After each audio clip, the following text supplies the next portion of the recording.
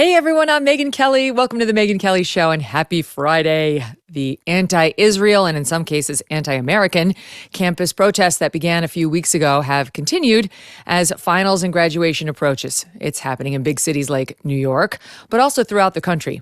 And just wait until these brats go home for the summer and the 2024 campaign really heats up. They're going to be so sad. No more attention. Back to us. The Free Press has been doing some great reporting on all of this, which we will get to in a minute. But first, joining me now is Nellie Bowles, author of the brand new book, Morning After the Revolution, Dispatches from the Wrong Side of History. Great title, and it actually really conveys what the book is about. It comes out next week. You can go pre-order it right now.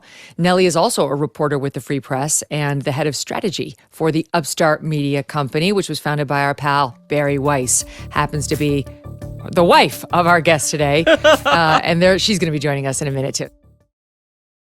Don't miss a moment. Subscribe to this show on YouTube and follow me on Insta, Facebook, and X. There's something called debt traps, and that debt trap you might be caught in is not your fault.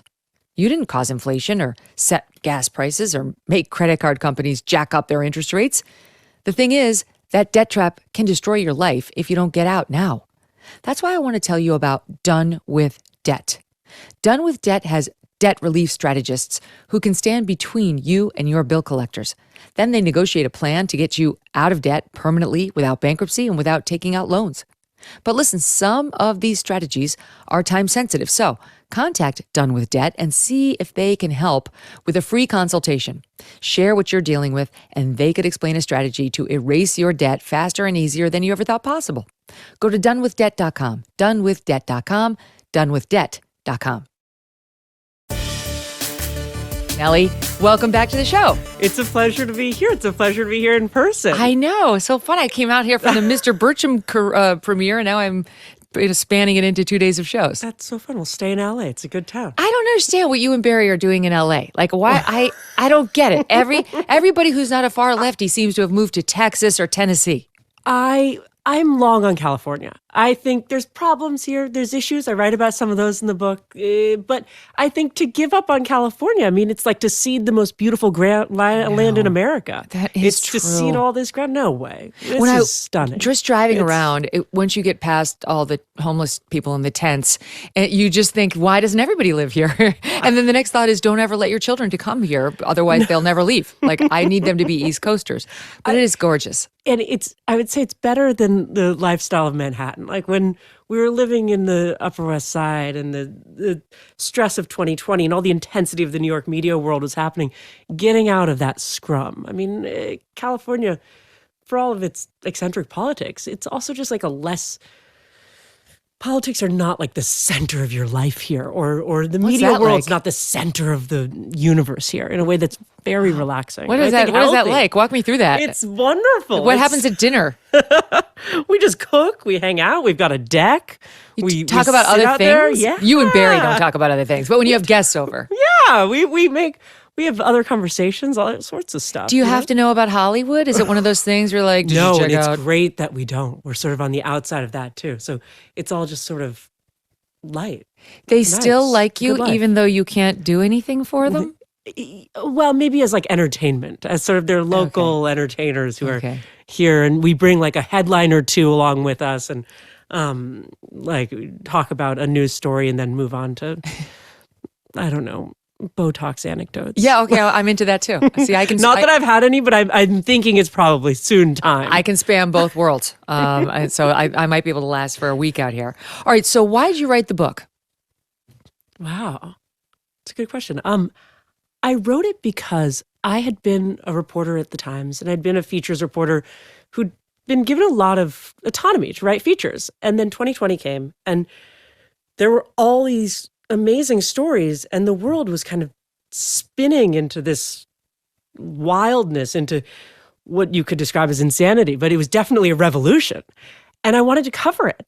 And it was becoming very hard to do that within the confines of a paper that for a while decided not to cover those most interesting stories. Now I think they're trying to pivot, but that's another conversation. But I wanted to write about it all. I wanted to write about what was happening in Seattle and Portland and what was going on the streets. And I ended up quitting the paper and writing this book. It's crazy. And it kind of gave me an excuse to cover the revolution. Well, because you wanted to write about it in an honest way. You didn't want to go cheerlead it necessarily. You wanted to just report what you found on the ground. Yeah. But that wasn't exactly what they wanted. I think, and again, there's a small correction that you're starting to see happen, but for a long time, it was very explicit within mainstream American publications that we were not covering what was happening. And it started around in 2019, but really 2020, it was said out loud. NPR put out a statement saying, we are not reporting on Hunter Biden's laptop. That is the rule of the newsroom. That is stated explicitly. It wasn't like subtly said. It was proudly said. And I think within the Times, within every mainstream American sort of liberal media institution, it was quite proudly stated, we are not going to cover the most interesting stories. And that was really frustrating as a reporter who was curious about the world. And I didn't go to write propaganda. I wrote to cover things with curiosity and an open mind and a sense of humor. And I just couldn't help myself. Yeah, they weren't in the market for that. Yeah, there wasn't a market for that. Did they send you to Chaz? Did they send you to San Francisco? Because the book is replete with these stories of what you found there. So they did eventually send you, but a couple of the first chapters and a little bit in the beginning of the reporting, I managed to kind of eke that through, and then that became untenable. It basically became impossible within the world of the paper. I mean, most of this was done sort of socially. It was done kind of by colleagues. It wasn't a top-down thing. The editors of all these institutions, the leaders of all these institutions don't want this kind of closing of the journalist mind. They want the old values. But the closing was a kind of communal effort of Explain that. So you're telling me, staffers. what's the line of command? Because wouldn't it just be your boss? You go to your editor, your assignment editor, and they say, "This is what you're doing, Nellie." Sort of. How does somebody who's lateral ideally to you shut down your reporting? Well, there's a couple of reasons, but I think the big, really interesting one that happened was the creation of these huge Slack rooms that all staffers were in. Infamous New York Times Slack room. But I think every single one Where of these all institutions bullies has go. Yeah, where they all go. And Do not create a Slack channel at the Never. Free Press. no, absolutely not. So I know we have like a tiny one, and Mom was like, "Watch that Slack." No, don't do it. No. If people want to complain at my show, they have to text me. Perfect. Great. As it should be. But it flattened the hierarchy. So you had like a 3,000 person Slack channel where someone like a junior editor in the Wirecutter section could be like just reaming a top politics reporter. And that politics reporter would then have to respond. That's to that. annoying. And it was like That's kind not of this good. crazy flattening of the hierarchy. No, that's bad. We want hierarchies. They work. Hierarchies are useful for a lot Especially of reasons. now that you're at the top of it, don't you see? Now I'm like, you should have to ask my permission to even post anything in It's Slack. like these idiot White House interns who think they're going to set Israel policy. my Shut God. up. The White House and get interns, the I coffee. can't get enough. No one gives a shit what you think about the Mideast. They won't even put their names on it. It's like if you're releasing a public letter, you gotta name yourself. No, and otherwise it's like you know what your thoughts where they go in your journal. Dear diary, I'm so angry about the evil Israel. That's fine. You can have that face as a kid. You can't try to hijack the White House and demand policy change. Anyway, this is why I'm against Slack channels. I'm with you. I don't mind. I don't mind if my staff complains about me or policy at the show. That's part of being a corporate person, right? Yeah. You got to vent. I mean, and I don't begrudge anybody that. But allowing a forum where they can go and do it publicly foments insurrection, you might say. And that's bad. Anyway, so the Times There's a Slack total channel flattening. is infamous for leading to this kind of problem. Complete flattening of hierarchy, complete flattening. And then basically the 5% of loudest, craziest voices get to decide editorial policy. Because you don't want to be yelled at by 1,000 people in a Slack room. And I mean, it's a maybe, little, maybe you do. and yeah. Depends on the person, but I think within these leftist circles, it does matter. They're still obsessed with reputation and standing, and certainly, I'm sure at the Times, even more so. And prestige and goodness and the appearance of good, and writing this book and like doing this reporting and going to these places required giving up a little bit of my need for prestige and good standing and being good in the eyes of people who I'd spent most of my life trying to be good in the eyes of. Yeah. And that's very honest. that was really jarring. But at the same time, it was so fun to report these stories, and it was so fun to do this. I mean, a lot of it is such low-hanging fruit. Like, we joke at the Free Press about the idea of like time laundering, which is this notion that the mainstream media waits about 2 years before something is sort of koshered to write about. Yep. And so let's say puberty blockers for adolescents and the side effects those might have. The sort of Substack, Free Press, all of the independent media outlets get a full 2 years to report on that before the mainstream media decides it's safe to touch it. Pretty great. Or the lab leak. You get 2 years. So you really laptop. get a big head start on a lot of these stories. The laptop, exactly. Yeah. You get a big head start. So in a lot of ways, it's very fun as a reporter because there's so many stories that the old institutions are scared to touch. Well, let me ask you a question on that, because and I could bring this up when Bari comes too, but so there's a piece of that is fun because you have a corner on the market. Then there's another piece. Like, I really like Bill Ackman, and I love what he's doing on X now, and I love watching his awakening, this, billionaire investor who's realizing how pernicious DEI is. But I would be lying if I didn't say there's a piece of me that is also like slightly like, all right, Bill, you're a little late to the party. Like, welcome. But the way, it's like people write about it like he's finally Bill Ackman is going to bring down. It's like, you know what? A lot of us have been fighting this fight a very long time, and we're called a bunch of names for it. Yeah. Like, fine that you're here now, okay? But you're a little late. But a lot of people I'm late to the party. A lot I of have the people same are late feelings to the about party. you. No, yeah, no, that's, just no, kidding. you should. You could. It's I don't. But you want more people at the party. Yes. So, I don't know. This reminds me of when, sorry, just a one-off. No. Charlize Theron. Yeah, love her. So she played me in a movie, and it was about sexual harassment. Yeah, the Me Too movement.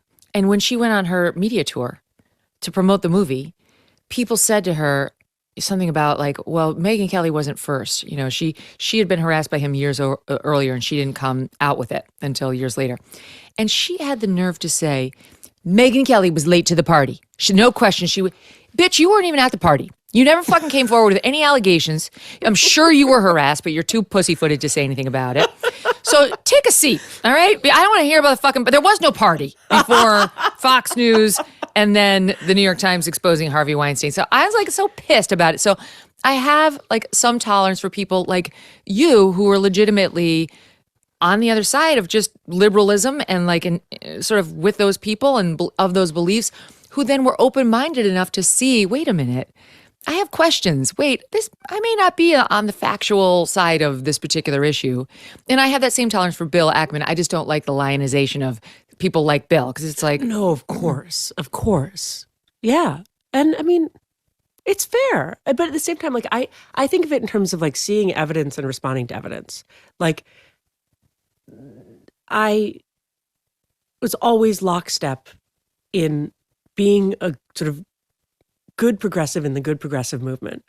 And I don't consider it that my politics have radically shifted in any which way, although, of course, the progressive movement doesn't allow any questioning, so that they would consider me as having done so. But it's more like, I have a chapter about San Francisco. If you live in San Francisco and you still believe that drug legalization, which I believe for many years, that drug legalization is a good idea, after walking for years along the streets and seeing people dying on the streets as you're walking around, and that being the ideal progressive outcome, where it's the freedom people have to just do drugs, die on the streets, be given cash every month to just sort of continue to live there. If you look at that and say, this is working, and my ideas here were right, and I shouldn't change my mind on this, you're fooling yourself. Mm-hmm. I mean, it's almost religious at that point. It's not based in reality. Correct. You're not an evidence-based person. Yeah. And emotionally, I want to say drugs should be legal because I'm like, the government should get out of as much of people's lives as possible. And if people want to do drugs, whatever. But the lived experience, the reality you see on the streets, you're like, you know what? This isn't working. Right. Harm reduction's not working. You write about how you walk around San Francisco these days and you realize that this is what it's like to be in a failed city, a dying city. Is it because of that? Because of the open air drug use? I think that plays a huge part. The crime? Yeah, I think it's a bunch of factors. One is the open air drug use. And San Francisco is a good example of there's a reformation happening there legitimately right now. So it's pretty interesting. I mean, there's an awakening by the formerly woke. Yeah, exactly. Yeah. But you've got the open air drug use. You've got the crime because of the policies around petty crime basically not being prosecuted. Yep.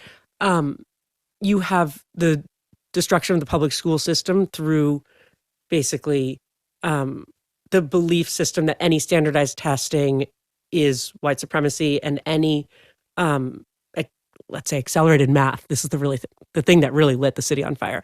That offering accelerated math class is racist, and so that kind of got gutted, although now is starting to be reformed. And then you have the housing policy, which is sort of the progressive movement is actually also very anti-building housing. Oh. Because it's always about like butterflies in backyards and chicken coops and things like this, and building an apartment complex doesn't sound very like green and lovely, even though it of course is green and lovely. But so the housing costs have gotten crazy, so you don't have a middle class in San Francisco anymore. Mm-hmm. So it's kind of a vortex of all the wackiest ideas. But I think you can look at San Francisco as maybe 5 years ahead of the rest of the country in terms of, no, but I mean this in a good way, actually, because now you're seeing the Reformation and the waking up of people who are saying, this isn't working. And so I write about that, about the recalls that you saw in the city for the first time in decades, where the citizens stood up and said, this is enough. This is insane. It was amazing. And it was amazing. And so I think you could see that in other liberal spaces. In San Francisco, there's a fair share of Asians, American, Asian descent. And they tend to be very hardworking. Stereotypically, they would be a very hardworking group and who believe in merit. So I wonder, will it happen in other cities that are more full of, like the Upper West Side, where I lived for 17 years, which is not a bunch of Asians, it's a bunch of woke leftist women in Lululemon. I don't have as high hopes for them. Well, you're right that San Francisco, the revolution, the moderate reforms that happened there very much were driven by the Asian community getting very galvanized and getting pretty pissed off. Yeah. Because some of the school board members were basically calling them like white supremacists, whatever. Longer story. Right. I think, for the Lululemon ladies who you live among, I would say the person who best describes that is A. Rob Henderson with the idea of luxury beliefs, which is this concept of people advocating for politics that have nothing to, that don't impact their lives, but that sound really nice to them. Mm-hmm. So like, let's say you live in a doorman building. Defund the police. You live in a doorman building, but you want to abolish the police. Well, that sounds very nice for you. Yeah. But for the rest of us who don't have a doorman, it's more of an issue. Yeah. And it's a perfect example of what you were saying before, which is like, I care about the people, so I don't want to see them arrested for drug use. I just want to see them die in the street so I can step over them. I want to bypass their corpse on the way to my multi-million-dollar townhome. And in the Upper West Side, it's the same thing, where we have to defund. We have to defund. The police are evil, and they'll go home to their doorman building on the Upper West or the Upper East, and they'll be completely ignorant of what's happening in the Bronx, where the black population does not want fewer cops. Yeah. That's how they stay alive in some pockets. And they're showing up to meetings saying, don't defund our police, but give us more police, not less. We want them in the vestibules. We want them everywhere. But if the money's not there because they listen to these rich ladies in the Lulus who are having liquid lunches, but they feel really good about themselves, folks. The Upper West Side, glaring at the Lulu ladies. Oh my God. Probably also wearing Lulus. Nellie, I would be walking down the streets there and people would be like, we signed this for Greenpeace? We signed we Planned Parenthood? I'm like, do you watch the news? Do you have any idea? Like, no, I don't want to. I walked around Fox with my first child in a Fox News onesie, and I felt like a revolutionary. I really did. I was like, I felt like a Navy SEAL. I was like, bring it. Fox News crazies. Yeah. The abolish the police is a good luxury belief example. All the sort of public school faux reforms that actually like make the school worse when the people who are pushing for them tend to send their kids to private school. Like, yes, these are the classic hypocrisies right, so of the moment. But one of the other things you have in the book is a little journey to Chaz, which remember when the left thought that would be a great idea? Yeah, now we're seeing at every college campus in America. Yes, it is mini Chazes. Mini Chazes.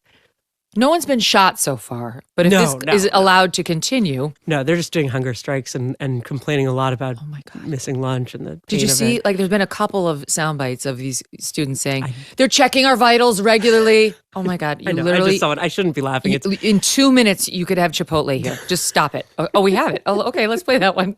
Here we go. You know, we have people regularly checking our vitals. We have people, you know, constantly worried about us. We have people donating stuff all the time, like rain boots, you know, all the stuff that we need to stay warm. The university doesn't actually care about, you know, doing good or being altruistic. What they care about is if they look bad. So let's make them look bad. Oh, sweetheart. They're not the ones who look bad. I mean, they also look bad, but the absurdity of this. So in Chaz, that was an autonomous zone that was created in Seattle by a group of anti-fascists called Antifa, written about by Andy Ngo very beautifully. Yeah. Took over a neighborhood in Seattle. They actually took over the neighborhood. The gay neighborhood. The gay neighborhood. The nerve. And they declared it an autonomous zone and wouldn't let police in, ambulances in. And I think there's a lot that was interesting about what happened in that moment and in that time when they had that. The city of Seattle embraced it. The mayor said it was like beautiful. It was like summer of love. Obviously, there were shootings. Obviously, people died. Till all the murders. Yeah. And then it was less lovey. But I think that the thing that lasted from that moment and that we're seeing now is Antifa believes that violence and the threat of violence is a very acceptable part of a political conversation in America. And there was a lot of work at the time to pretend like Antifa wasn't part of the BLM movement and just pretend like these two groups were totally separate. But they were working together for a while. And you saw it very clearly in the autonomous zones in Chaz because there were guys with guns wandering around, guarding those new borders. And I think now with what we're seeing on college campuses and with the comfort around, let's say, chanting for intifada or chanting for violence, you're seeing that kind of anti-fascist notion of like, let's bring the threat and the frisson of a little violence back into the American conversation in a way that I don't think we've seen for a while. And so that's become quite widespread and quite acceptable. We've got a bit on the latest with this the Columbia chapter of the Lawyers Guild and their latest ridiculous accusations against the NYPD. And by the way, we have an exclusive statement from the NYPD responding, and it's on fire. We'll get to it in a minute, but you are seeing the parallels there too. They're calling for more violence. They don't care. Yeah. They would like to see some bodies hurt. It's described as an anti-war movement, but it's very much a pro-war movement, which you can be pro-war, but just say what you are. And you should, and the mainstream press ought to describe you as what you actually are. And also, I don't really want to send Plan B pills or dental dams to your war effort. I should know what I'm getting. Like, first, soon you're going to need Chipotle and pizzas and also condoms and HIV tests. Literally, they're asking for that. All right, but wait, I want to talk a little bit about more about the book, because you also talk in there about Bari. And I've talked to both of you about this separately, but this is sort of a piece of your awakening on where you were working, what your own values were, and whether these people who were so accepting of so many and so many things and people I'm going to blush talking were about in this. fact accepting of you. They couldn't have cared less that you were a lesbian. That's of course big. No, it was a good thing. Yeah, that's big. That's great. On the left. Though I think the right's fine with it now. Oh, yeah. For the most part. No, the gays have won. They won. The gays have won. That's why they had to move on to the weird trans stuff and abandon the gays, and now there's the divide. But anyway, it was the fact that she is not a hard lefty. She's more heterodox in her approach to issues. Very controversial. She was a Biden voter who never voted Bernie or never wanted Bernie. It was really, she's within the New York Times community. She was considered a radical right winger. I mean, it was, So I don't know. It basically, in tandem with reporting on some of the stuff that was happening, I also fell in love with someone who was on the wrong side of the movement. And I, for a while, was a little naive about it. I didn't think it would be an issue because I was sort of like, I still believe in these core beliefs. I'm still pro-choice. I still want universal health care. These are the things that matter. This is what defines politics, right? But no, because the political movement is a social movement. It's not a checklist of policies. And by falling in love with someone outside of it, I had violated kind of the social contract of it. And I couldn't change that reality. So the reality changed you.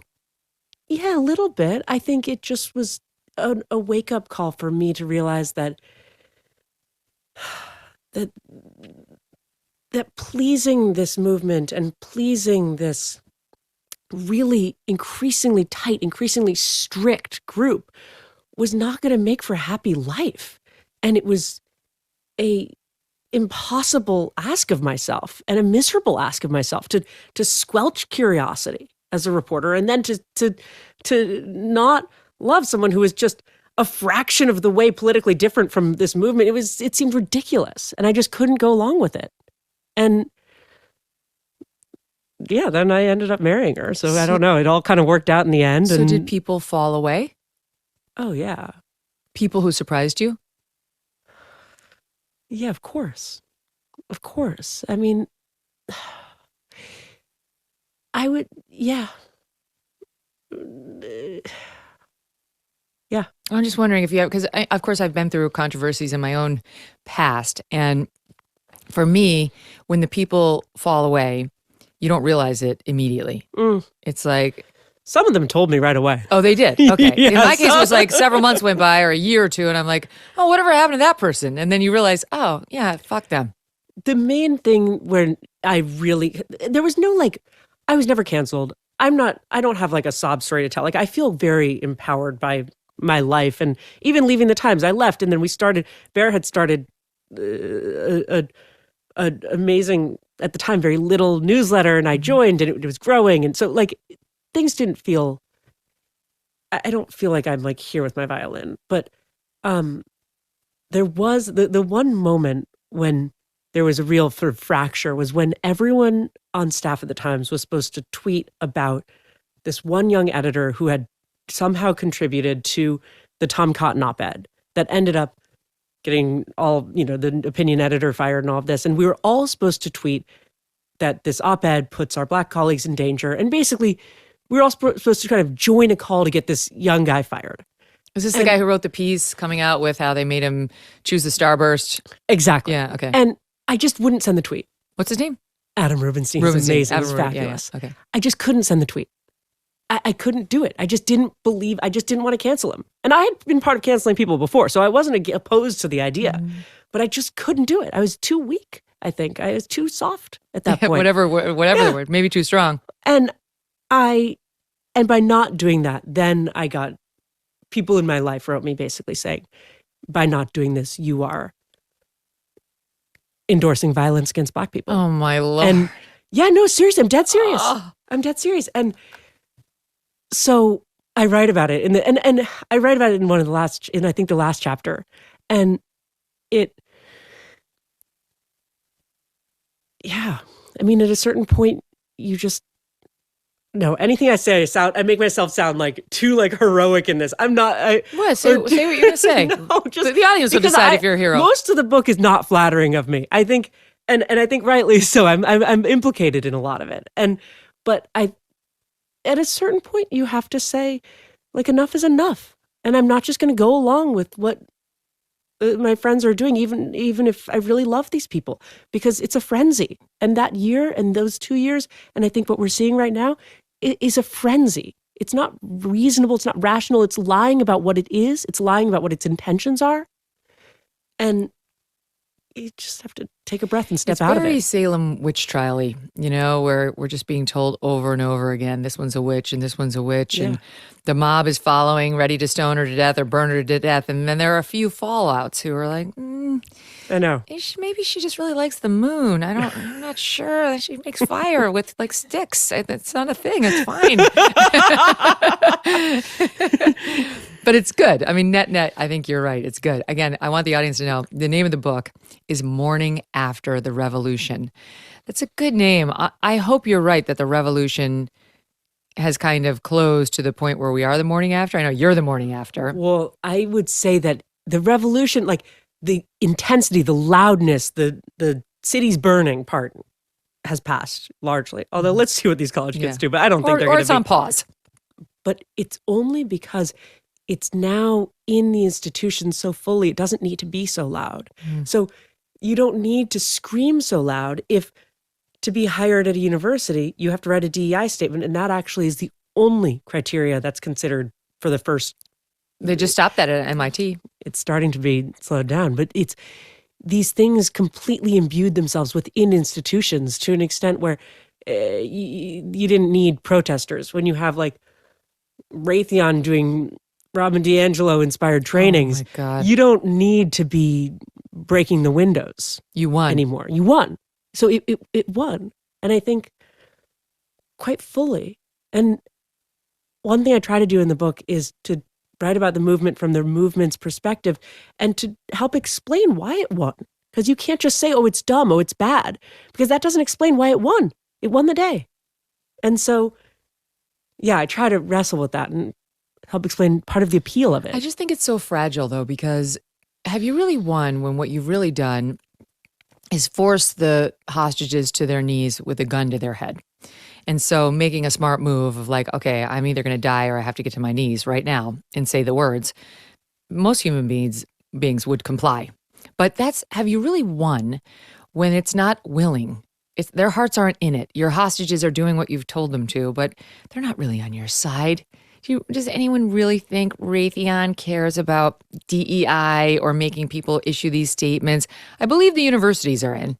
But corporate America, I don't know, the random Americans who felt like you did, not necessarily about James Bennett and that piece with Tom Cotton, but about like posting the black square. I don't think so. I think for adults, maybe it's more kind of swayable and they could be swayed in which way in that. But I think once an institution is changed, it's very hard to change it again. The inertia is powerful. I also think that it has won so fully in our education system that those kids are being raised to be true believers in really the most eccentric versions of these ideas and these politics. And so it's very scary. What now? May I call attention to your condition? Are we going to? Yeah. I'm super pregnant. For Okay, good. radio listeners, I'm super pregnant. It took an inch of makeup to hide the melasma. Welcome to my world. So I think about this sometimes. I mean, I think about it because my kids are older, 14, 13, and 10. But, you and Bari at some point are going to have to direct your children on, okay, it's time to choose a college. Do you encourage college? College is not the way it was when we went. It's not 4 years of, well, yes, fun, but intellectual stimulation and learning how to think, not what to think, and having your ideas challenged and learning some of the classics. As you well know, it's not about that anymore. So do you encourage them to go, and where? If so, where?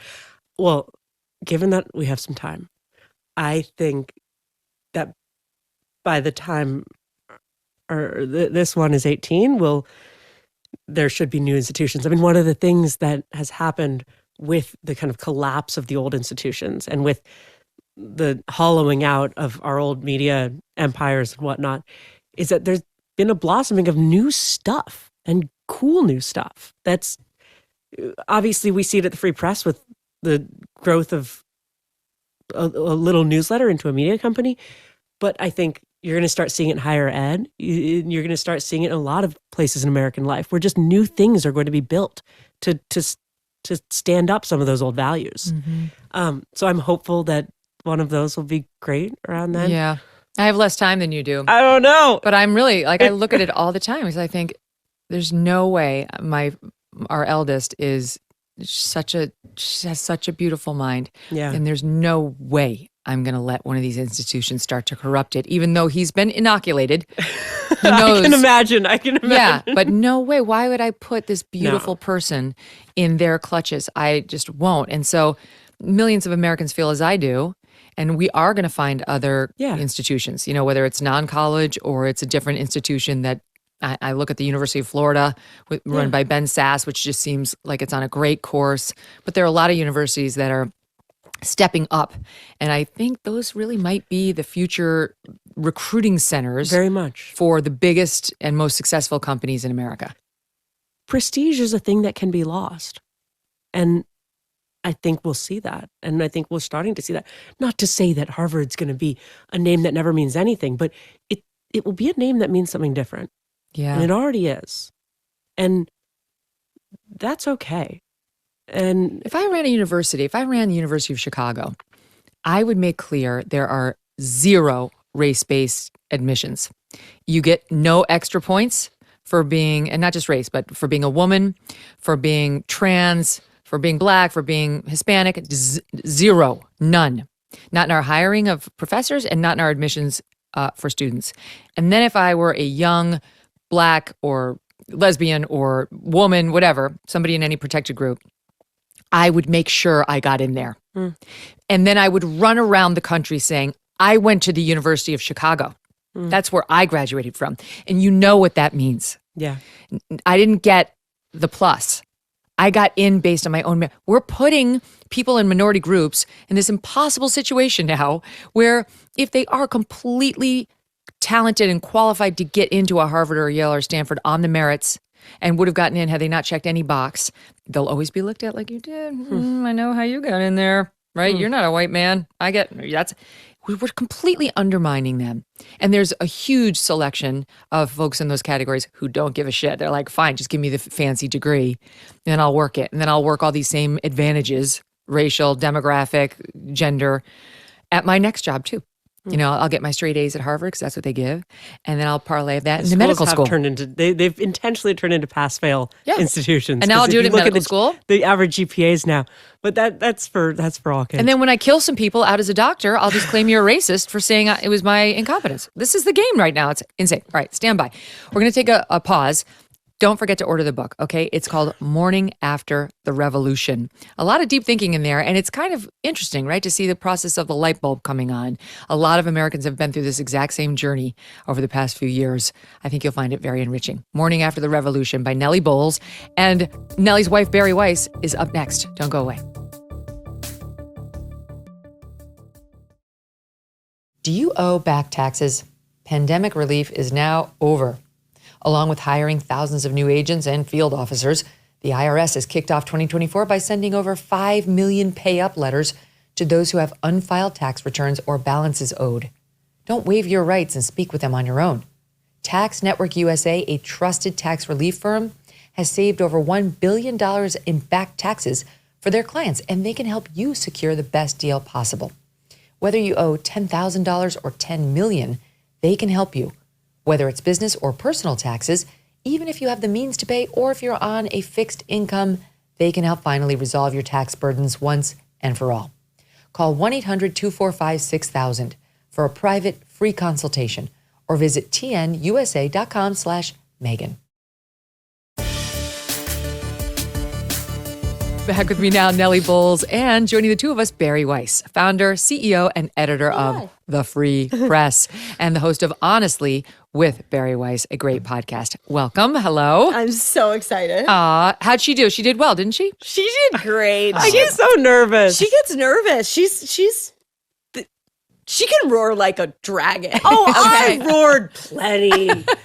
She crushed it. No. Okay, here's the thing. Because I'm the ultimate wife guy and because I know how brilliant she is and how brilliant this book is, I am just going to say that for anyone looking around at the world and wondering how the hell everyone supposedly who is smart and intelligent descended into total and utter madness and has capitulated to insanity, this is the book you need to read. And I think Morning after the revolution. And I think the You thing have to say the name. Yeah, The Morning After the Revolution, Dispatches from the Wrong Side of History by my wife, Nellie Bowles, who's also 7.5 months pregnant as she is doing this book tour and looking gorgeous. There's nothing she can't do.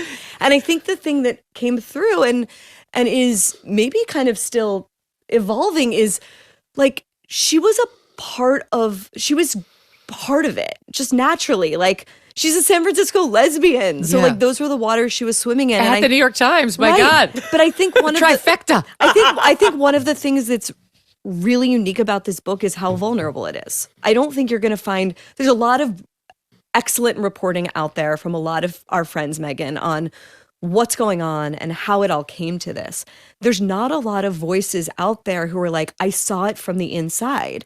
And in some ways, speaking for Nellie, like I was swept along by it. And here's what got me to wake up. And it's very, very vulnerable and true. And I'm just enormously proud of her. And now we can talk about the news. Well, no, but I think there has to be that journey and then that reckoning about one's journey in order for everyone to work together, right? Because I do think there's resentment on the right. I see it I'm sure you see it too online for some people who are like, you know what? I mean, I've seen it in the wake of the Israel-Hamas thing, right? Where there are some on the right who are like, where were you? Where were you? Yeah. I mean, you asked Nellie about that, right? Yeah. Like you were like, and Nell said, like, I was late to the party. And compared to, I remember so clearly when our friend Abigail Schreier, I said to her at a dinner, like, I didn't defend you early enough. Now, if she were here, she would generously say that I did, and I was, loudly, sort of proudly standing up with her. But I told her, and I've said in public, I was scared to do so. So, like, everyone has someone. That was only 2020. I don't remember that, Barry. That wasn't that long ago. You were still enough on the other side that Abigail's book was. It's just that I knew the social and reputational ramifications that I might suffer, and so it's easy for anyone to sort of look to someone slightly to their left, let's call it that for the sake of this conversation, and say, you were late. I suffered the ramifications. Like I ran, like I broke down the wall so you could walk, or whatever the right metaphor is. But I do think that resentment is understandable, but it kind of doesn't get you anywhere. It's counterproductive. It's really counterproductive. And I really think the right response to anyone at any stage, especially those who say, I got it wrong. I mean, Bill Ackman, we were talking about him before, he has said, I got it wrong. Yes. That is a very rare thing for people to say the right right now response in American is life. welcome. Exactly. Great to have you. Exactly. It's coalition building. What I was trying to say is I pause at, and you're our new leader. I was like, Right. Yeah, the fetishization of the newcomer who still has a little bit of the sheen of the old prestige. yes, right? totally Thank you. get that. You said it much better You're than like, I could. you Right, haven't, because you're like, you haven't been battered. damaged Yeah. by the movement yet. You haven't Yeah. been. Exactly. Where are your war wounds? I was like, Yeah. where are all your stabbings and your jousting scars? I don't see any yet. Exactly. Yeah, I know. And then I like Ackman, but I do think he got very, very focused on the plagiarism allegations against his wife in a weird way. It was like kind of off mission. Like we care about the wife, but not that much. Kind of care about the main mission more. That's fine. Go Bell. So let's talk about the news. Let's not criticize wife guys. Okay? No, I will say, we've got when an ultimate I wife guy see a right here, man guys. going to the barricades for his wife, I'm like, yes. Like I do like that quality in a person. I had a different And response I to feel that. like Doug would do that for you. I wouldn't let Doug do that for me. But he if would. he was on No, but Twitter, I wouldn't let him. Isn't he on Twitter? Doug's on Twitter a million times. Doug's like, I'm going to hit this person. I'm like, don't you dare. Because I really feel it's important to fight my own battles. And I as much get as that. he would love to. And I get realize that. Bill has a much bigger platform than his wife does. But she's also a very powerful person in her own right. And had it been me, I would not have let my husband fight my battle. I would have been out there fucking scalping people and standing up for myself. And I don't like there's just whatever in me that's like a little, like you back her up, but let her lead the way. Or just don't let her. Hey, yo, They should be you your next lead duo the way. on here. Yeah, that'd be Yeah. fun. I would watch that. Me They too. should. They I should would do it. really Invite watch them. that. No, maybe they will. Maybe they will. Yeah, I mean, I'm in their camp. I think it'd be great. All right. So on the college campus front, We've had so much craziness, and you guys have been breaking all sorts of news of the Free Press. You got the custodian, and now there's more than one custodian who was held hostage by the lunatics at Columbia. Yes, the one that came out today. There were two more that our wonderful reporter Francesca Block has been breaking this story. First, she got Mario Torres, who was in that viral photo, and it's the perfect encapsulation of this movement, because on the one hand, you have a 40-year-old self-described anarchist that lives in a brownstone in Brooklyn, or at least owns it, worth more than $2 million.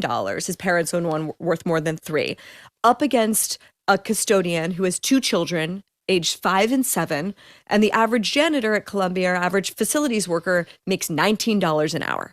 Right? Who's the victim in this photo? And it's kind of a really, really interesting Rorschach test. So we got him on the record on this really, really moving interview I felt, where he talks about being scared to go back on campus because the mob is still there at the gates, and now being fearful that Columbia is going to retaliate against him. And today, two more spoke on the record to Franny, our reporter, and one of them said that he was scared he was going to get killed in the building. And this is in Hamilton Hall. Exactly. We have a little bit of Mario. Let me run this soundbite. Please. We have it, just an excerpt. Let's watch.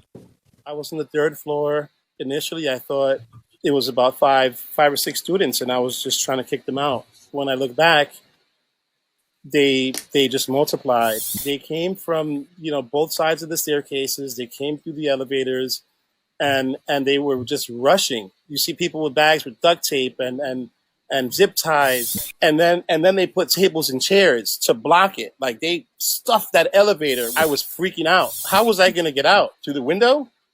No. It's just scary, just thinking that you're locked in with a bunch of crazies. We don't expect to go to the work and get swarmed by an angry mob with rope and duct tape and masks and gloves. Wow. And this is unlike on January 6th, where we saw the left super empathetic for the cops who had to deal with that mob. And I felt it too. They're not speaking out about Mario. They don't care. This is not a problem. They're on the side of the mob. I mean, and just before I came on here, I was looking at, there's like a internal Columbia app. It's almost like Slack, but for Columbia Don't students. Get me started. I won't. You have to have a .edu Okay. email to be on it. So it's like an internal Columbia conversation, and they shared this story. And you know what the response is on the part of the students I was seeing? What is it? The Columbia custodians need to grow a pair. No. Yeah. He's so how's unarmed. how's that for worker solidarity and all of the other things that the kids in the encampment pay lip This guy service to? he's not even a cop. I wouldn't like it any better if he were, but I certainly don't like it when he's unarmed. And he's not lying about all the ropes, and we've seen them request more on that of those same supplies. Right. This is not a mostly peaceful crowd. Well, I don't know what they were doing behind closed doors, but I certainly wouldn't want to have to fight them one-handed like this guy did. Right. And it's just, again, I just think it's such a powerful litmus test of, the 40-year-old anarchist who seems to be, LARPing as some kind of like campus jihadi versus a guy who's trying to provide for his family. And as he just said in that video, like, he doesn't expect to go to work at an Ivy League school and get swarmed by organized protesters who are barricading themselves in buildings, who broke glass to get in there and are shouting in praise of the Intifada. Right. And beyond. I mean, death to America. And All so of we've it. heard all of it. If I were that guy, I would sue Columbia University to within an inch of its So life. I think the news broke. I think the New York Post broke this story. I don't know if it was today or yesterday. I've really lost track of time since October 7th, I have to say. But they are organizing a lawsuit, the Union of Custodial Workers at Columbia. So that'll be very interesting to see how it plays out. I hope it's a So guys, beaut. violence and the threat of violence, and like we were talking about earlier, the frisson of violence is part of what this movement wants to bring. So the fact that he was scared, of course the Columbia chat isn't apologetic about that. That's sort of proof they're that they're going doing for. a good job. They're not bringing zip ties in for peace. Duct Right. tape, rope, and zip ties. Maybe they just broke some of those tables, Nellie, and they want to, Right. put them back I mean, together. it's they're saying they want violent armed revolution. They're saying Intifada. They're saying, And they're it's a saying, don't feel bad pro-war. about it. Like, Yeah. we actually read them say, we need more violence. We shouldn't feel bad about it. This is Yes. part of the revolution. And also, Yes. whatever the cause du jour is becomes the only priority. So, like, whatever was the old cause of labor rights or whatever is washed away. Now it's just this pro-war movement, whatever you want to call it, pro-Palestine, pro-Hamas. It's just whatever's good for that. So you see this in the way that like Zadie Smith is now, she wrote a somewhat complex, really interesting essay about the movement.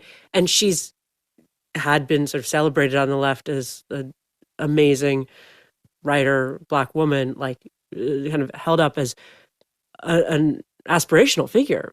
I still think of her as that. And now she's completely thrown to the side and hated because she goes against the most extremes on this one movement. So whatever the cause du jour is becomes the only cause. And you see it time and again. You see it with defund the police. You see it with each of these movements. It becomes the only thing.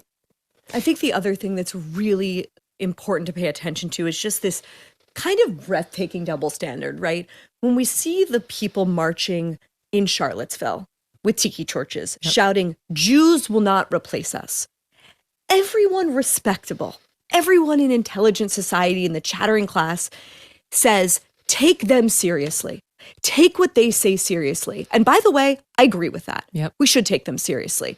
That was the mentality that drove the neo-Nazi into Tree of Life, the synagogue where I became bat mitzvah, and murder 11 of my Jewish neighbors in Pittsburgh.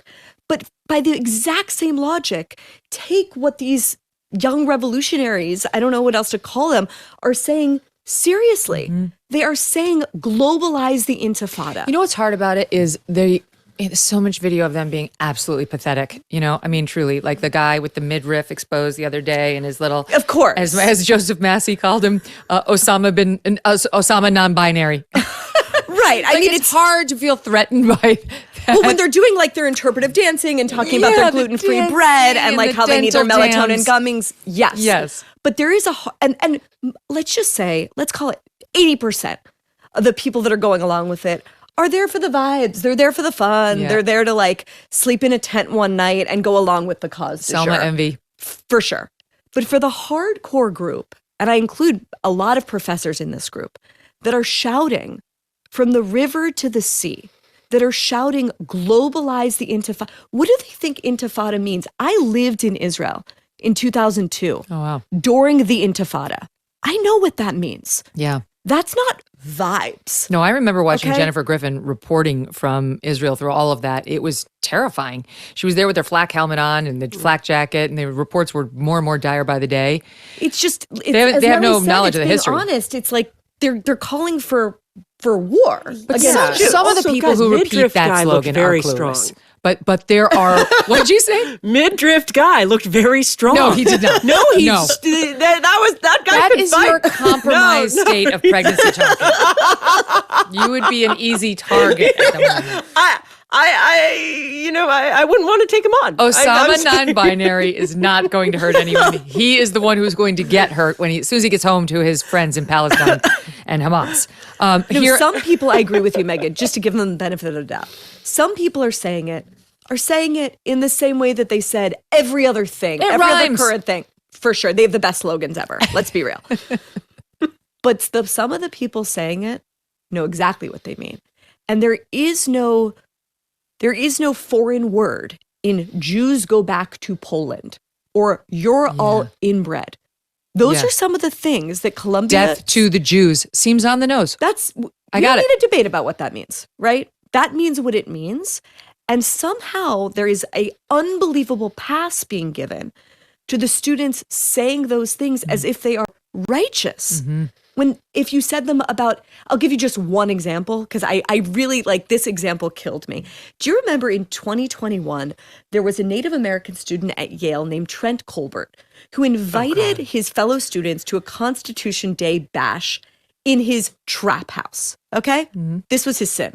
Oh, yeah. Oh, I do remember. Do you remember this? Yeah. Amy Chua got involved in this. Within 12 hours, he had been like... involved in everything. She's involved. She's the best. She gets involved. We love her. I love her. Within 12 hours, he had fight. been hauled into a disciplinary meeting. I believe the dean of Yale had put out a statement. He was like pressured to for trap house in an email after 12 hours. For using the term. For using the term. Yeah. That was his sin. And now, like, where are all of the people Right. who had all How of is their Death of the sensitivity Jews just fine? sessions about like offensive Halloween costumes and bad tacos? Yeah. Barry, you came on, we just referenced it. After I first launched the show, we didn't have video. You remember this? It was early 2020. Well, I launched the show in September of 2020. So it was. I remember where I was sitting actually. I remember where I was too. I remembered like this is our first real conversation Yeah. on the air.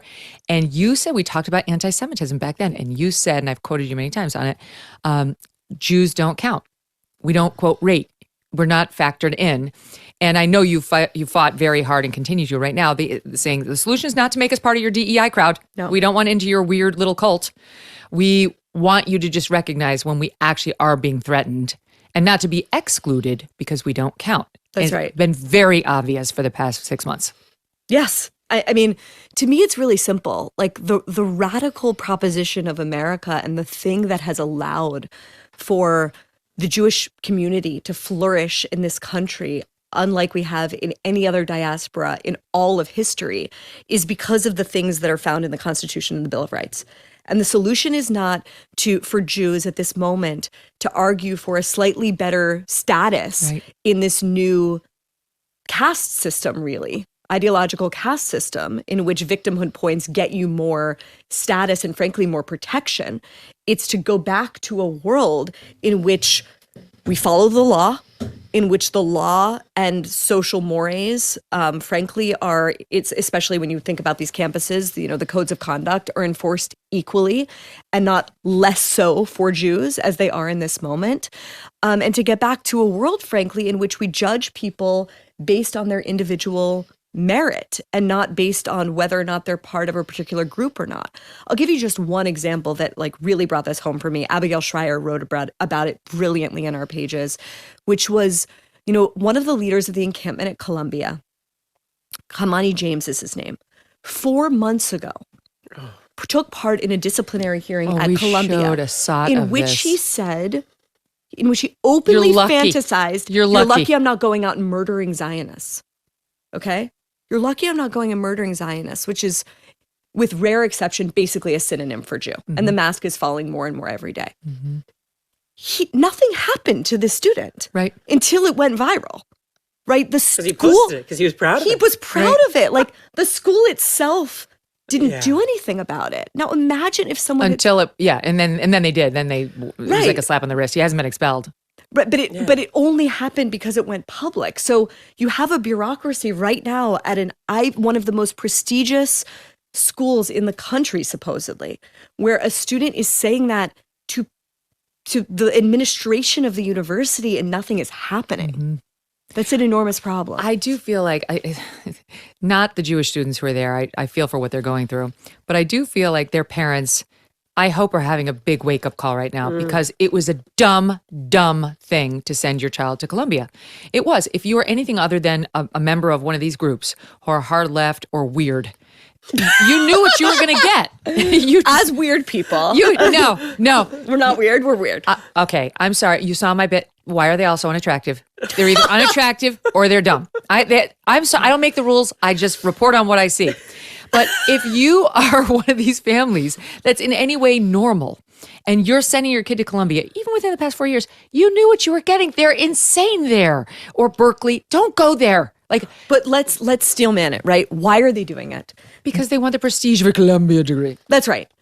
And I really believe that part of what needs to happen, and we talk about this all the time over dinner, part of if we're really honest, the difficulty of leaving a place like the New York Times, is that you're giving that up.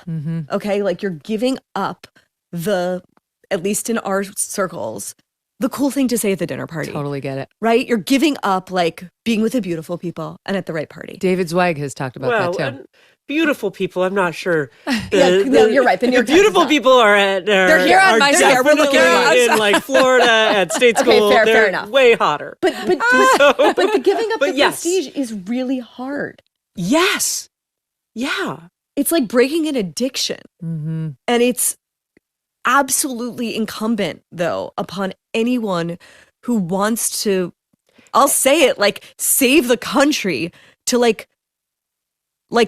give it up. But that too is not your fault, right? It's a society that's indoctrinated generations into believing those are the right circles to be in. Yeah. Like that, those are the right elbows to rub. And there's fair fights also between the ideas of abandoning ship, like us leaving the Times, Or fight for or nothing. fight for it, like us being in California right now and trying to, Right. you know, I'm sorry to tell you that's going to go the same way. you think we're all going to end up in Texas? Megan, you are talking to a 7th generation Californian. She will go down fight no, us. beautiful, but I Wait think, until your kids get told they're secretly boys when they're girls or girls when they're boys. I think a lot of these people genuinely think, well, if we all leave, if we pull, like a lot of the donors, if we pull out our money and lose our seat at the table, then I won't have sway over this direction. I personally think that they're too far gone, Yeah, these they don't have institutions. sway. Money or no money, they have Yeah. no sway. But it's not insane, even if the result is sort of self-harming and sort of putting their kids in positions to be kind of tortured by these institutions, Yeah. by these professors, by these colleagues, these classmates. Yeah, I will. it's not- everything's not- a risk benefit. I mean, that Yeah. was when we were in New York and thinking about do we stay or do we go with all the school craziness. I actually made several phone calls to several billionaires in New York who I knew were not woke. They were either reformed leftists on this issue or these, social issues, or they were on the right already. And to a man, they said, it's not winnable. I was like, well, we're talking high, we've donated. It's like, oh my God, these people have donated It's not winnable. $100 million. It's like they won't listen to them. They are too busy on their mission. So we reached the conclusion it's not winnable. Right. And I think that's why, we're spending all of our waking hours trying desperately to build something new. Like Yeah. that's the whole Alternative pathways. that's the whole name of the game right now. And I'm on the board of this new university in Austin. I always screw up its name. What's it called again? It's hard. It's Just hard. like another university down That's there. right. Yeah. There's the University of Texas at Austin. Yeah. This is the University of Austin. That's in Texas. But we call it UATX. We'll work on it. It will work on the name. But the thing itself, I mean, it started off with a meeting with me, Joe Lonsdale, Neil Ferguson, Pano Canellis from St. John's. Arthur Brooks was there. This was like 2.5 years ago now. And then it was like a July, boiling hot. I thought to myself, this is really important. Now, I'm like, this is of civilizational importance that this succeeds. Yeah. It really is, because it was really simple. Like, we looked at our daughter and we were like, we're not. Like I I'm don't saying, think- where do you like, send where her? are we going to send her to school? Not everyone can go to Hillsdale. It's not big enough. Like we need alternatives who are not crazy and who aren't going to try to indoctrinate us. Again, it's like so offensive, right? Because most of us, we don't need them to indoctrinate them in right-wing thinking. I know I speak for you too when I say that. Just stop indoctrinating them. Yeah. Teach them the classics. We Put a just Heather want our McDonald kid in to there. like know how to Know things. read, write, know things about history, and do math. Debate. Like, like it's not. Yeah. We don't want politics at all. Actually. Yeah. How about some debate? I love in our new school, our son is just finishing 4th grade. And this year, first of all, they say the pledge in the morning in the lower school, throughout the school. I love that. And second of all, he spent the whole year studying the formation of the country, the American Revolution, and the various players, all the founding fathers, the documents. They've done, in science, they're doing like the solar system. They're doing normal things. There's They did a whole content. play on the American Revolution, the 50 states, the capitals, right? Like this is. They need to know like this we joke stuff. a lot about like, just be normal. Like, Yes, that's it. this It's is really normal. simple. It's just be normal. Yep. And it's like when I think about like how's the free press succeeding, it's like we're the just be normal Be people. normal. Yeah, that's right. That's it. Like, we're for reality, and it's amazing. Like, there's such a market for that because everyone else seems to have given up on reality and normalcy. If you started a new school that was like, we're just going to teach math and history and It's like old math. radical. yeah, like actual math. Where the numbers add up to what they've always added up to. Right. Yeah, Non-indigenous math. where you Yeah. can help Indigenous. yourself do your taxes a little bit and like function in the world well. Like that would be very successful. Like that, people still want that. They're thirsty for it. They're very thirsty Are for they it. calling the 2 + 2 = 5 indigenous math? Oh, Is that what they There call was it? something that came up recently. You would know more because you write about all of these things in Obsessed with the TGIF. math wars. Well, the math wars are amazing. I mean, speaking of Math San is the thing that Francisco, upsets this movement more than anything. Math classes because it's so measurable. And so it's very upsetting. And teachers don't like these things because they don't want their work measured and whatever. It's like the Craig T. Nelson line from The Incredibles. They changed math? Right. Why did they change math? Right. Right? When they went to whatever new method. But now they've really abandoned math is what they've done. Let me tell you a story about a guy named Leo Grillo. Leo was on a road trip and came across a Doberman. This dog was severely underweight and clearly in trouble. Leo rescued the dog and named him Delta. But sadly, Delta was just one of many animals that needed help. And this inspired Leo to start Delta Rescue, the largest no-kill, care-for-life animal sanctuary in the world. They've rescued thousands of dogs, cats, and horses from the wilderness, and they provide their animals with shelter, love, safety, a home. April marked 45 years since Leo rescued Delta. Delta Rescue relies solely on contributions. If you want caring for these animals to be part of your legacy, speak with your estate planner, because there are tax benefits here too. You can grow your estate while letting your love for animals live well into the future. Check out the estate planning tab on their website to learn more and speak with your advisor. We call dog a man's best friend for a reason. You can help those who need it most. Visit deltarescue.org today to learn more. deltarescue.org. Did you know Fast Growing Trees is the biggest online nursery in the U.S. with more than 10,000 different kinds of plants and over 2 million happy customers? And now you can grow lemon, avocado, olive, or fig trees. They have houseplants too. Fast Growing Trees makes it easy to order online and ship directly to your door in 1 to 2 days. You can even find the perfect fit for your specific climate, location, and needs. Whether you are looking to add some privacy, some shade, or some natural beauty to your yard, Fast Growing Trees is ready to help you make the right selection from their nursery. And right now, they have some of the best deals online, like up to half off on select plants and more. Viewers get an additional 15% off when using the code Megyn at checkout. That's an additional 15% off at fastgrowingtrees.com using the code MEGYN at checkout. Go to fastgrowingtrees.com, code Megyn. This offer won't last forever. Tell them I sent you. All right, I've got to get to this because it's just too good a story. All right, here's the thing. So there is this group at Columbia, and it is the Columbia, it's the young lawyers, it's the legal law guild. And they have written the following insane letter that I wanted to read you because the cops gave us a statement back. But these are not honest brokers, okay? I have so many papers and so little desk. Okay, it's the National Lawyers Guild, but it's the Columbia Law chapter of them. And these people are, to say far left would be very generous. They are complaining about the cops going into Hamilton Hall and reclaiming the hall that belongs to Columbia University and not these nutcases who are there. And they write as follows. I'm going to give you some highlights. Our team of legal observers tried to enter campus repeatedly.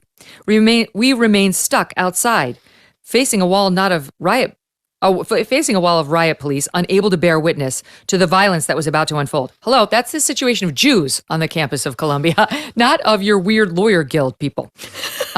We felt a deep dread, knowing that without any witness, the police could do whatever they pleased. This moment eerily echoed the telecommunications blackouts Israel has imposed on Gaza. Oh my God. That's exactly what it is. Yes. You're kidding. Okay. No. Oh, they really went full Hamas. The police unleashed violence upon the unarmed students. One was thrown down a staircase and knocked unconscious. At least one cop fired his gun inside. All protesters were arrested. In prison, some had their hijabs ripped off by cops. Many were denied water. Some have been hospitalized.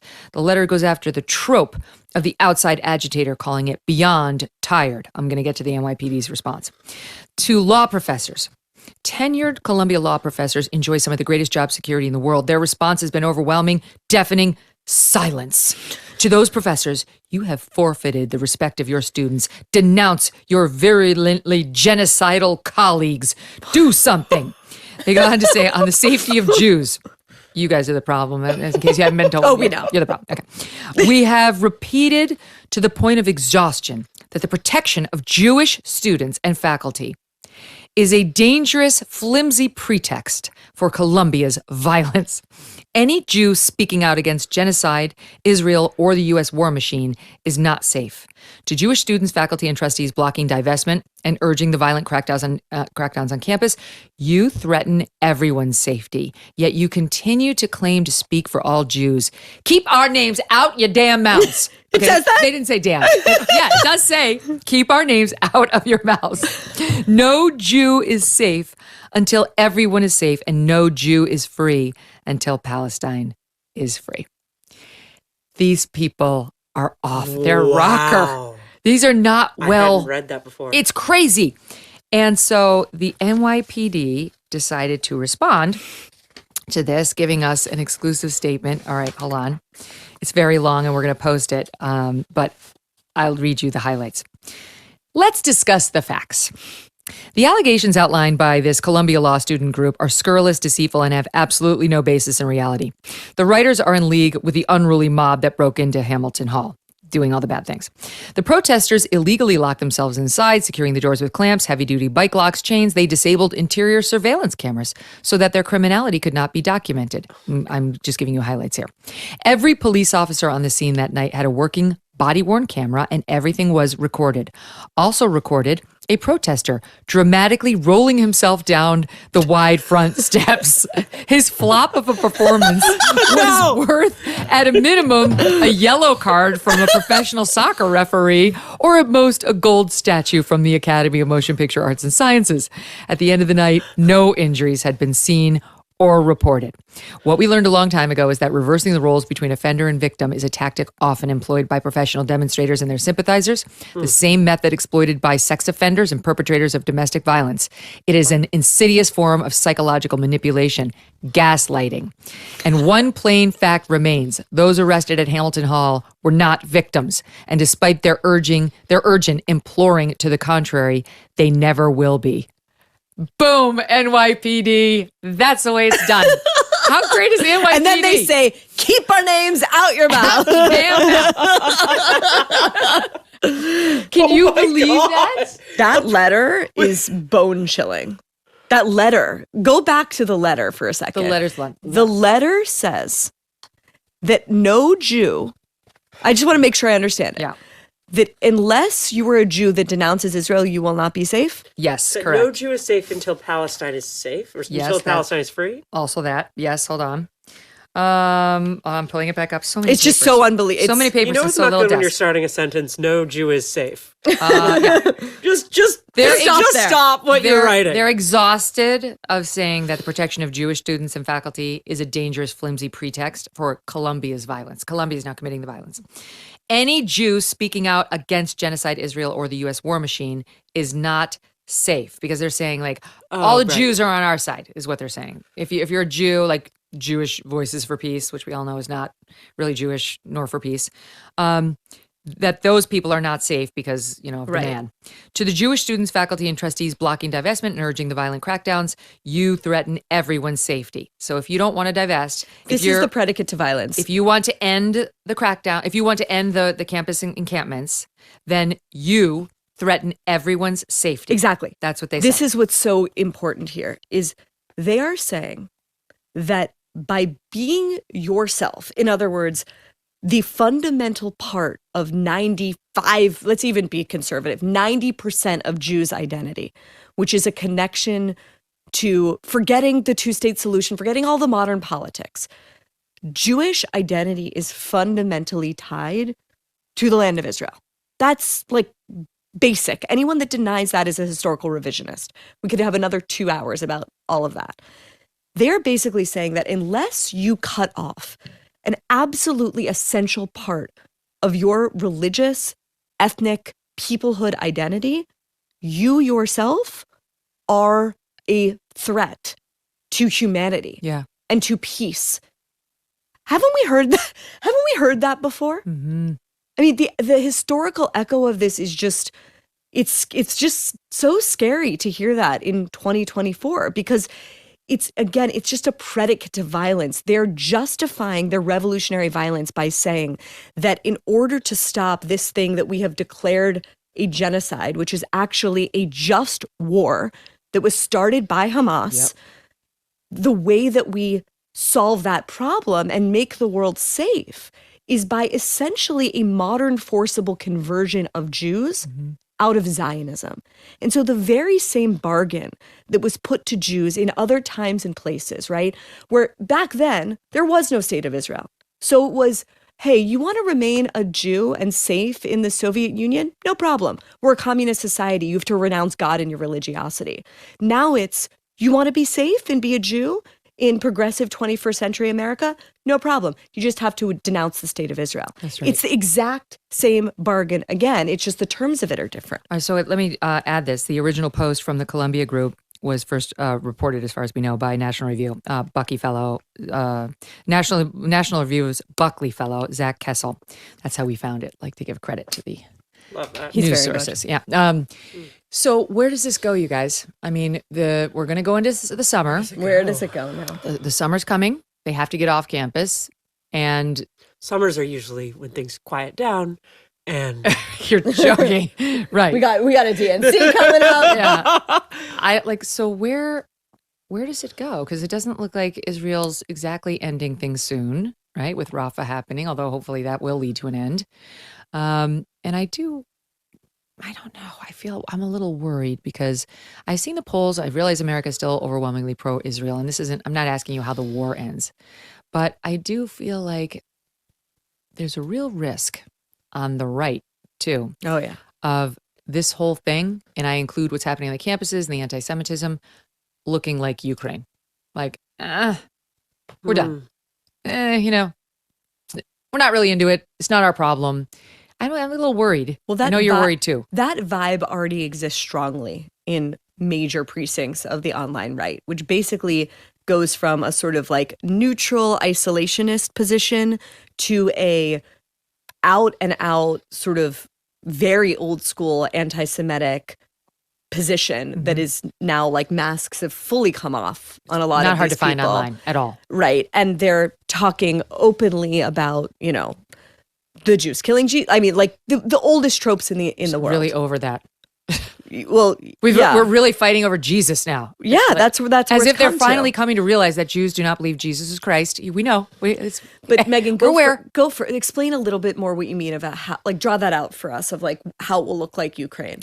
Well, I'm worried that in the horseshoe principle of like sort of the hard right is going to come together with the hard left and be like, yeah, we don't care about the Jews, and to the extent we do care, we don't like them, and not support Israel the way at least the right always has. The left, I think large sections of it have, but the right has always been very pro-Israel, and leave it to itself, possibly not support with, arms and other support, and here domestically, not really do anything about these protesters and actually start to side more and more with them and start to like both sides it.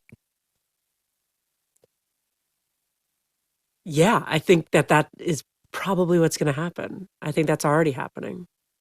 So what's next? What comes of that? That's what I'm at. Like, I think what comes next is more of what we're seeing in Europe, which is kind of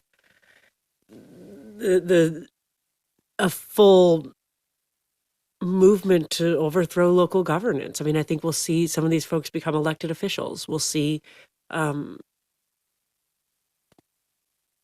revolution here start to win more. What do we do with that? Because Jews are not, it's not a big number. No.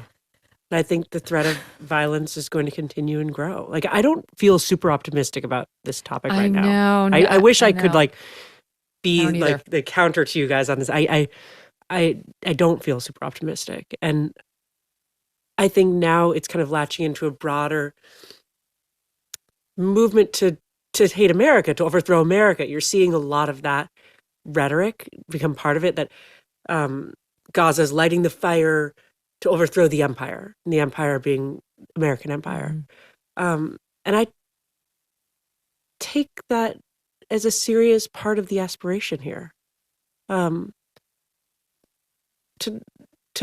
do away with our value system, to do away with Western liberalism, and the idea that maybe is tired and old. And I think there's a lot of people on the right who also think Western liberalism is tired and old and played out, and who are willing to toss it to the side. And so I think, yes, you'll see a horseshoe It's and like we're seeing the beginning of it right now. Yeah, I it's a don't know how to successful stop horseshoe. it. Well, we have to stop it. We have to. I regard this as the fight of our lives. I don't know. I think for most people going about their lives, they might look at what's happening on campus. It's crazy, campus kids. Or they might hear about something that happened where, a Jewish store gets vandalized, or, oh, that's unfortunate. And they go about their day because they're not Jewish, or, the Jews are such a small minority, and no, they're fine anyway. They have a lot of money, or they're so successful, or they're smart. I guess I would just implore those people, and I think this case needs to be made much more articulately. Perhaps the best person doing it right now on the scene, maybe in the world, is Douglas Murray. He's the best. He's the He best. is I mean, at everything. so He's the best at good. everything. Yeah, everything. He We're really is. we're seeing him for Shabbat dinner on Friday night. Not Jewish. He's the best at talking. He's the best. He is. But he's It's the best. unbelievable. He's the best at explaining how the fate of this tiny minority, 100% of the time, for all of recorded history, is bound up with the fate of a civilization. And that is why this should matter to everybody. Because if the Jews are not, however you want to phrase it, if we're going down, it is simply a sign that the society is deeply, deeply diseased and dying. Yeah. And that's why this matters. Like, the Jews here right now seem like they're the main character. America's the main character. Like, what is at stake here is, do we believe that this country remains exceptional? Would we rather live here than Putin's Russia or Hamas's Gaza? Like, that's what I think that's the framing I think that's really necessary and important in this moment. And when I see people on the right, I mean, we have an excellent story today in the Free Press by Peter Savodnik about the American men on the right. It's a handful, but it's really interesting and emblematic, I think, moving to Russia to pursue the American dream. In other words, they've so given up on America, and they so think that, what's happening in terms of some of the madness we've been talking about is so impossible to sort of restore normalcy, that they've headed all the way to live under Putin's regime. And you see the same phenomenon sort of on the left of, as Nellie just said, like the turn against America, I think, is what this is about. The turn toward nihilism, whether on the left that wants to burn it all down, or on the right that's glorifying right-wing authoritarianism, where there are none of the liberties that we get to enjoy here. And for those of us whose entire lives, like, look at our life, not possible anywhere else in the world to have the kind of freedoms we have, that's what this is all about in the end. And I think a lot of the times Nellie and I are looking at each other and are like, we get called conservative. Like, are we conservative? It's like, no, we're just trying to conserve liberalism. Yeah. We're trying to. That's a good thing we got going here. Right. Yeah, this is really good. It's not hard to imagine. It doesn't get better. No. It's actually more surprising that fundamentalist Islam has aligned with sort of Western progressivism, because it's very easy to imagine the American right, the Western right, aligning with fundamentalist Islam. The values are quite easy to see as compatible in a lot of ways. You're talking about that weird slice on the right, not yes, normal. yes. Yeah. I'm not talking about the moderate right conservatives. I'm talking about that. Because you are one now. I'm talking about the faction of the online right that we're talking about, who's turned. It's so this sort of alliance against Western liberalism is not hard to imagine, and it's already there. It's already there. I hate to make it so dark, but I mean, this is the reality. And on my own show, we focused on Israel when the attack happened for a while, but I've always, since the beginning, been much more interested in what's happening here. Like, how are we reacting? And very poorly in many ways. And it's not limited to left or right. It's unlike anything I've seen before. I've been covering Israel for a long time as a journalist. I've never seen the right start to turn on Israel the way I'm starting to see. And I don't know where. I'm asking genuinely because I'm searching on where does it end? How does it look, in 10 years? I've had Jewish friends of mine actually say, yeah, we think we'll eventually be pushed out of the United States. Oh yeah, like that's our history. An open conversation. To steelman the right on this a little bit with this, I think some people are looking at the last couple decades of American wars and thinking, that didn't really work. Look at Afghanistan. The Taliban's running it again. Look at Iraq. That's true. And so they're thinking, we don't exactly have American success stories in the Middle East, and why do we think it'd be different? Now, I think obviously Israel's a lot different than Afghanistan and Iraq. But the difference in those cases is there's no American soldiers being asked to do anything at all. Obviously, of course. But I'm to steelman that argument, I don't think it all comes from like just, I don't think it's all necessarily like anti-Semitic or hateful. I think some of it is from people who are just like exhausted with. Well, Right. and I make a distinction Americans between the doing more stuff isolationist, abroad. right? Yeah. Who they don't want involvement in any foreign conflict, and I get that I entirely. think that's a real. But they're group. like we've talked on the show before about like the Nick Fuenteses of the world. Oh, well, that's. No, but he is rising in popularity. very much. Not only did he have the sit down, with Trump, but people I follow on Twitter and who follow me regularly like retweet him, and they'll slide like a video into your mentions. So you've got to watch this. Like, That's I have really zero dark. interest in hearing anything he has to say other than to respond with scorn. But I rarely try to mention him on the show because he deserves to be ignored. However, he's rising in popularity. He's not waning. And there's a reason for that. And people I formerly knew, like at Fox News, like one woman in particular I work with very closely is like now an open groiper. Like I don't know where it ends. Well, I don't like where we are. I will say that I think one of the important principles here is like it's really easy for people on the left to look at he's a Nazi, look at Nick Fuentes, a Nazi, and say, aha, the problem's on the right. And it's so easy for someone on the right to look at what's going on the left and look at Ilhan Omar and say, aha, the problem's on the left. And I think it's really important for those of us who care about the future of the country, not just like our Jewish friend, like the literal future of the country, to like police your own side of the street. And I find that the incentives to do that are just very low. And it's so easy to point to the other side and say the problem's there. And I have been, I would say, heartbroken by the lack of that impulse. Like, I have sent personal notes to people saying, the guys that run the Babylon Bee, I saw how much, I've never met them. I saw how much shit they were taking online for standing up against anti-Semitism from the right. And I just wrote them a note saying like, thank you. Oh, they've been awesome. But I can count the people that have been awesome. And that's what really worries me. Yep. On both the right and the left. And most people are just sort of like going along with it. If I'm honest, because I obviously have nothing against the right, I do have my issues with the left. My own perception is this is overwhelmingly a leftist problem, and there's a smaller percentage on the far right that's titillated by it, interested with it, starting to kick it around more, starting to make it more like some sort of aren't we technically against the Jews because of the whole Jesus thing? No, we're not. But look at Candace Owens. This is not where this comes in. She's not no one. No, she's not. She's not no one. So there are people at. But let me ask you about Candace, because she's been on the show. I don't know her personally, but she definitely had some criticisms of Israel, which you would defend, right? Like, of course. You don't agree with them, but you would defend the criticism of Israel.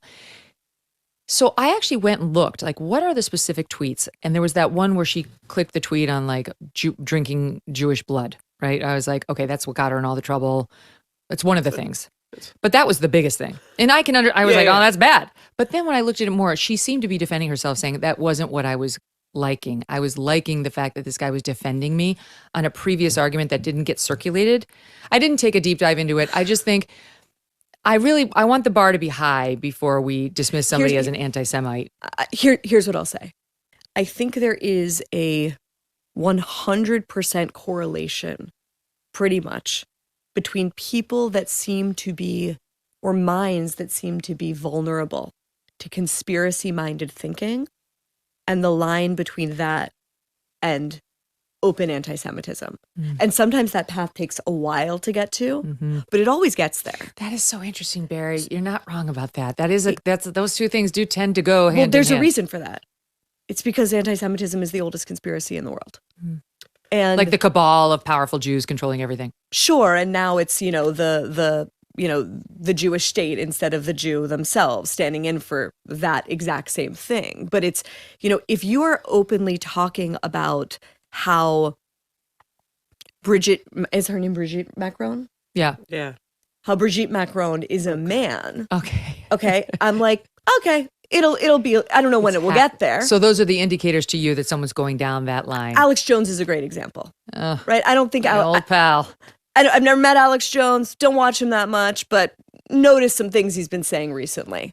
Is he starting to? Oh yeah, and it's like, well, yeah, like look at the pattern. Like it was only a amount of time before that. Like it's again. I will never attempt to get into someone else's mind or psychology. I will just say that there is a very clear there's a very clear pattern at play, which is that when you start to make yourself susceptible, and it's easy in a moment where Yes. everyone's lost trust in everything. Yes. Like I get how it's happening. Right. Like I have some questions about the fluoride in our water. So- Alex Jones has been railing about that for a long time. So I'm just I don't know. Now, what do you Really, can I tell you? Wait, no, I've not for nothing, but when I went down to interview Alex Jones, I've told the story before, but he said all this crazy stuff. I'm like, oh my God. And obviously, and you guys got onto water quality. Yeah, I mean, and you were like, obviously- I'm there with Well, you. there were a few. I mean, clearly, there were some that were very serious, and I pressed him very hard on those. And he's later apologized for some of those positions. But when we ran the fact check at NBC, and NBC's fact check is no joke. When they really want to do it on something that's not political, where they've got a thumb on the scale, they have a team that's very good that will actually figure out whether somebody's got the basis for what they're saying. And it was all coming back as supported. It was like there is a goat that has a human face, and there is a problem. Okay, no, I'm here's telling you, I what I'll was say. like, oh my God. I think as and there are aliens in the. No, there As the is a goat with a mainstream- human face. I'm telling you. Or the maybe it's a main- pig. I can't remember. One of those two. the old gatekeepers have lost so much credibility and so That's much right. power That's right. because of that. And it's really in this situation it becomes very sad that they've lost that power because so many things that the old gatekeepers now declare as conspiracies aren't conspiracies, right? So like How do you figure out? Like the lab leak theory is not a conspiracy theory. Right. That's a really, really fair thing to talk about. And for years that was called a conspiracy. Obviously, that we've all talked about this ad nauseum, but it's true. And it's really interesting. And by losing the credibility to say, this goes beyond the pale, Brigitte Macron is a man conspiracies, those are separate, those are worse, those are real ones. If you've already said everything you don't like is a conspiracy theory, you don't have any more juice left to then fight something like that. And so I think we're in a really tough situation where the old gatekeepers, the mainstream media, there's no like Walter Cronkite, there's no sort of confident voice who can Set the record straight. set the record straight that we all trust. There's no central trust in American society anymore. I really think that It's been lost. It's been lost, willfully There are lost, probably proudly, many causes happily lost. of this. COVID didn't help.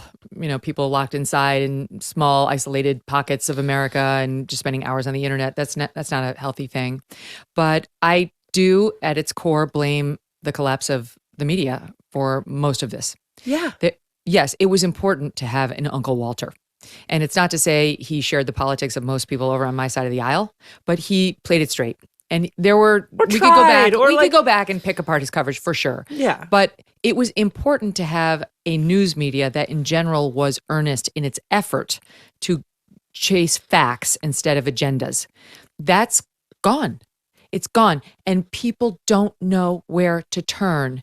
They've been so burned by that media that hated them, that told them their Told them gut they were instincts. deplorable and conspiracy theorists, and now they're understandably and they've been rushing into right. the arms of of course. Yeah, they've been right about so much, and they don't know where to turn for information. They're, it's like Reddit or some guy on Twitter, or Reddit is my OBGYN. I know. It's a problem. It's an issue. or Nick Flint. I mean, it's yeah. So what do you? I mean, And all the old terms have lost all their power, right? Like terms like racist, terms like sexist, terms like Yeah, they ruined all that. and so then when a real bigot Yeah. walks onto the scene. There's like how do nothing you left. what Oh no, word he's got do a you pass. have? He's like, oh, they always use that word. Exactly. Yes, Yeah. so you're That's you're- why all of this always mattered. the weapons are That's weakened how we in a got way. to where like, we are. Yeah. So what do you think? I think we should go get a drink. Yeah, I know that. Yeah, that's it. That's all we. That's It's the by the only way, thing it's left. 2 in the afternoon here in LA, What which the is hell are we gonna cocktail do? hour. Reddit says it's fine. I can have a margarita. Yeah, you're good. It's going to go to state school. It's fine. Like me, I did. Well, no, not really. I don't have the solution. Thankfully, I am not in the business of providing solutions. I'm just in the business of shining the light on the problems and having honest discussions about them, which eventually leads us to the right place. I do think we have to rebuild some sort of media center. You know, you guys are doing it at the Free Press. Independent journalists are doing it in the digital lane, and that's working. I do think we have to be careful about building up, whether it's like me as a host or you guys at the Free Press, people who have become untethered. I agree. And, you know, I have certain people on that list who are, you know, people who I care about, but I don't have to be promotional of the product, right? And then at night, honestly, I pray for all of them. And I pray for the country, and I pray for the wisdom to know what to do and how to handle it and how to check my own hubris on whether I'm the wrong one, not about like Jews being evil, but like, am I being too judgmental? Am I being too harsh?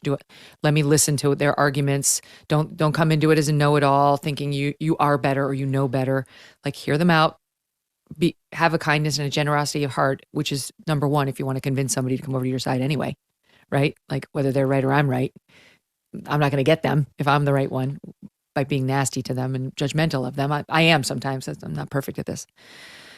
And I don't know, Bari and Nellie, I think part of it also goes back to just foundational values of spending more time with your family, having a family, having kids, believing in the future of America, believing in each other, having true love, nurturing it, like just turning away from this device for large amounts of the day, just having dinner together, holding each other, watching a stupid movie together, having dumbass laughs over some stupid comedy.